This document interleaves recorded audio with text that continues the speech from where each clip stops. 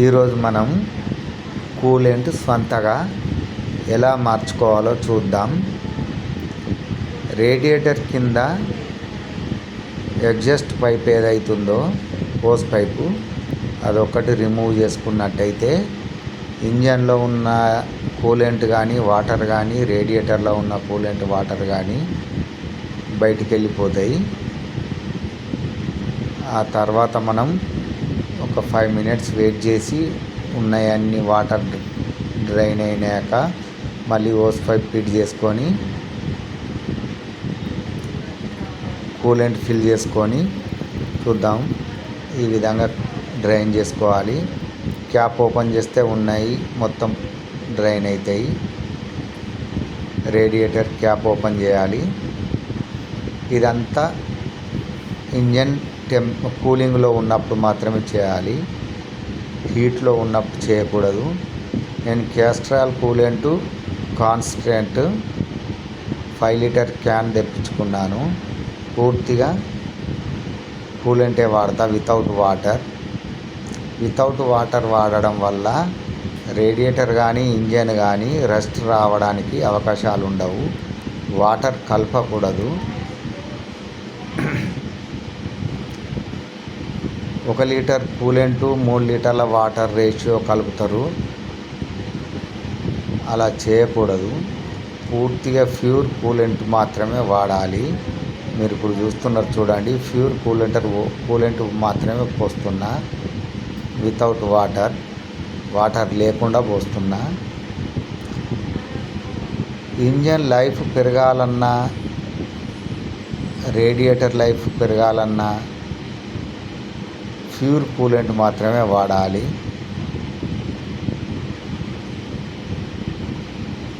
1:3 అని రేషియో అని చెప్పేసి వాటర్ కలుపుతారు. అది అలా చేయకూడదు.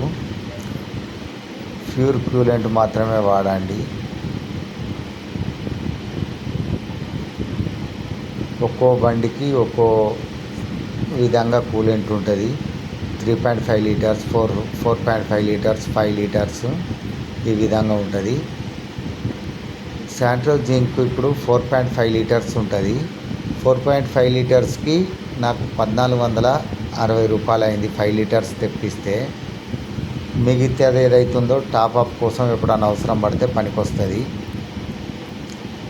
ప్యూర్ కూలెంట్ వాడడం వల్ల రస్ట్ రావడానికి కానీ, హెడ్ కానీ, బ్లాక్ కానీ ఖరాబ్ అవ్వడానికి ఆస్కారాలు ఉండవు. ప్యూర్ కూలెంట్ వాడడం వల్ల ఎలాంటి ఇబ్బందులు ఉండవు, లాభాలే ఉంటాయి తప్ప నష్టాలు ఉండవు. ఇది మనం స్వంతగా చేసుకోవచ్చు. మణికంఠ టీవీ ప్రేక్షకుల కోసం మాత్రం ఈ వీడియో చేస్తున్నా.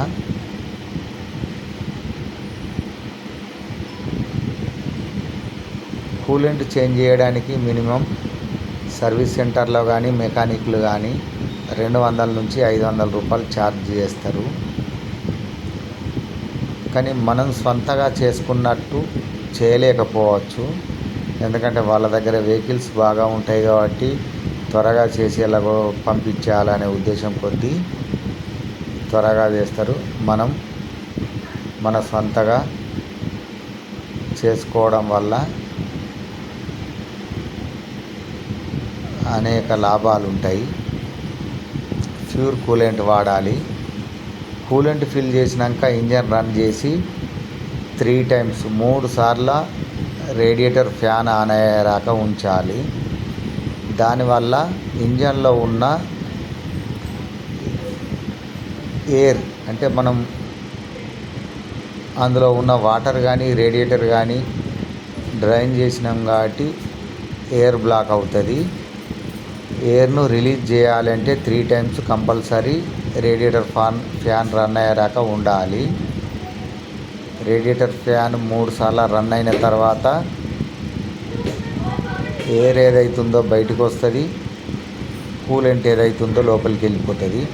ఆ తర్వాత ఏమన్నా కూలెంట్ తగ్గినట్టయితే మళ్ళీ ఫిల్ చేస్తే సరిపోద్ది. ఇదంతా ప్రాసెస్ మినిమం 20 to 30 minutes పడుతుంది. ఇంజన్ ఐడియల్ కంట్రోల్లో ఉంచాలి. థర్మోస్టేట్ వాల్వ్ కనుక లేకపోయినట్టయితే ఇంజన్ టెంపరేచర్ ఏదైతుందో సరైన విధంగా మెయింటైన్ అవ్వదు. కాబట్టి రేడియేటర్ ఫ్యాన్ ఆన్ అవ్వచ్చు, అవ్వకపోవచ్చు. థర్మోస్టేట్ వాల్వ్ ఉందా లేదా మీరు మీ వెహికల్కి తెలుసుకోవాలనుకున్నట్టయితే మార్నింగ్ లేచి ఇంజన్ స్టార్ట్ చేసి రేడియేటర్ క్యాప్ ఓపెన్ చేసి చూసినట్టయితే వాటర్ ఫ్లో ఏదైతుందో డైరెక్ట్ వచ్చినట్టయితే థర్మోస్టేట్ వాల్వ్ లేనట్టు, వాటర్ ఫ్లో ఏదైతుందో రానట్టయితే థర్మోస్టేట్ వాల్వ్ ఉన్నట్టు. ఇది అబ్జర్వ్ చేయండి. కంపల్సరీ థర్మోస్టేట్ వాల్వ్ ఉండాల్సిందే, లేకపోయినట్టయితే పెట్టాల్సిందే. ఇది గమనించండి.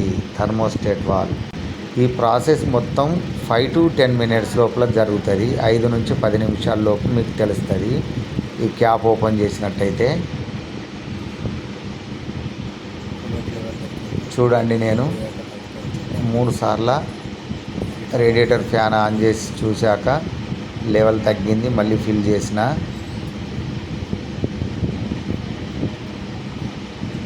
Compulsory 3 times radiator fan on అయ్యేటట్టు చూసుకోండి. ప్యూర్ కూలెంట్ వాడే ప్రయత్నం చేయండి.